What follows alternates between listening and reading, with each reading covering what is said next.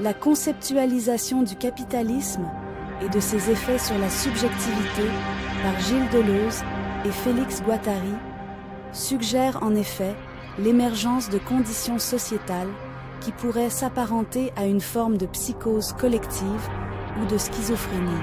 Dans leurs travaux collaboratifs, notamment dans Anti-Oedipe et 1000 plateaux, ils proposent l'idée de schizoanalyse, qui implique une critique de la psychanalyse traditionnelle et une exploration de la manière dont le capitalisme façonne la subjectivité et l'organisation sociale. Selon Deleuze et Guattari, le capitalisme opère en déterritorialisant et en reterritorialisant le désir, en fragmentant et en reconfigurant les relations sociales d'une manière qui perturbe les formes traditionnelles d'identité et de sens. Ils soutiennent que la société capitaliste impose des structures rigides de contrôle et de conformité, entraînant un sentiment d'aliénation, de déconnexion et même de folie parmi les individus. De plus, ils suggèrent que les modes de production et de consommation capitalistes favorisent un appareil de production désirante qui marchandise le désir, le réduisant à une série d'objets et d'expériences consommables. Cette marchandisation du désir conduit à une distorsion de la réalité, les individus étant pris dans un cycle perpétuel de consommation et de satisfaction des désirs, déconnectés des véritables besoins et expériences humains. Dans ce contexte, la prolifération des médias, de la technologie et de la culture de consommation exacerbe encore les sentiments de désorientation et de déconnexion de la réalité. Les individus sont bombardés d'images, de messages et de stimuli qui façonnent leur perception et leurs désirs, conduisant souvent à un sentiment de fragmentation et à une perte de cohérence dans leur perception de soi et dans leur relation au monde. Cependant, il est important de noter que la critique du capitalisme par Deleuze et Guattari n'implique pas nécessairement une vision déterministe de l'effondrement de la société ou de la perte totale de la réalité.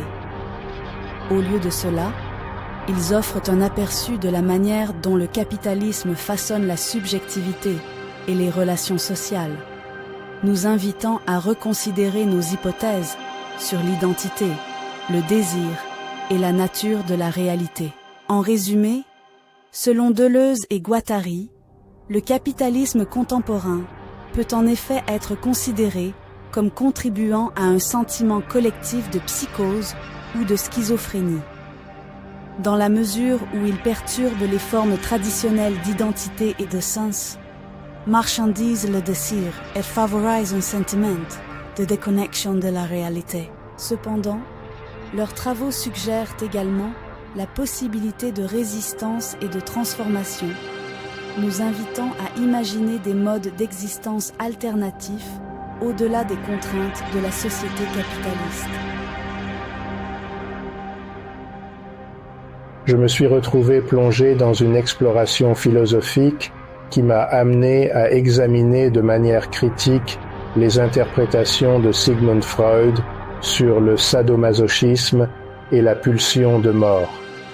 Dans mon livre Coldness and Cruelty, je me suis aventuré dans les domaines complexes du désir et de la dynamique du pouvoir, particulièrement mis en lumière par les œuvres de Léopold von Sacher-Masoch.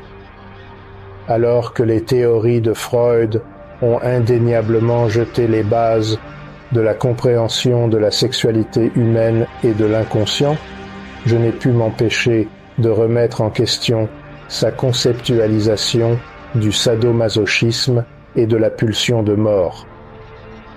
L'accent mis par Freud sur la pulsion de mort ou thanatos comme principal facteur de motivation d'un comportement destructeur m'a semblé trop déterministe et réductionniste. De plus, l'interprétation que Freud fait du sadomasochisme dans le cadre du complexe d'Œdipe et de l'angoisse de castration semble simplifier à l'extrême les complexités de la dynamique du pouvoir et du désir. En se concentrant sur le conflit psychique entre Eros et Thanatos, il négligeait la nature multiforme de la sexualité humaine et les diverses manifestations du désir.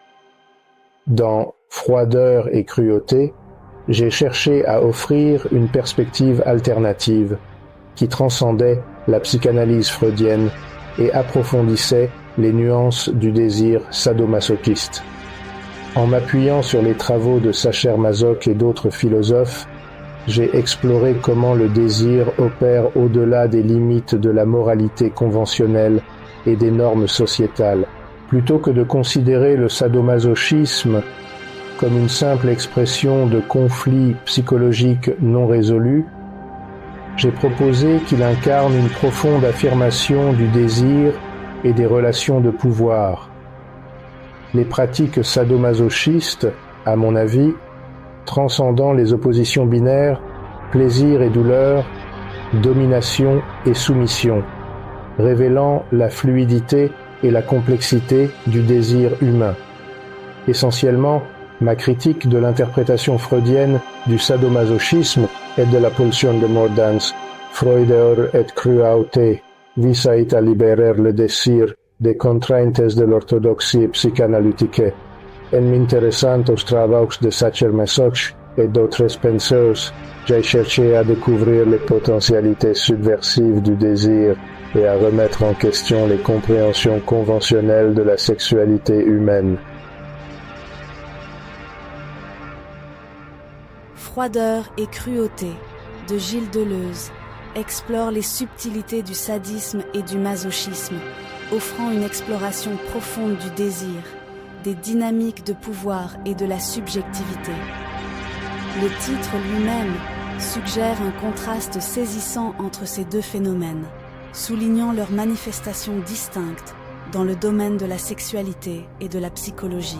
Dans l'analyse de Deleuze, la froideur représente l'aspect détaché et calculateur du sadisme, où le plaisir découle du fait d'infliger de la douleur ou de l'humiliation à autrui. Cette forme de sadisme se caractérise par un sentiment de contrôle et de domination, car le sadique affirme son pouvoir sur sa victime sans attachement émotionnel ni empathie. À l'inverse, la cruauté dans le cadre de Deleuze fait référence à la dynamique complexe du masochisme, où le plaisir découle de l'expérience de la douleur ou de la soumission de soi-même.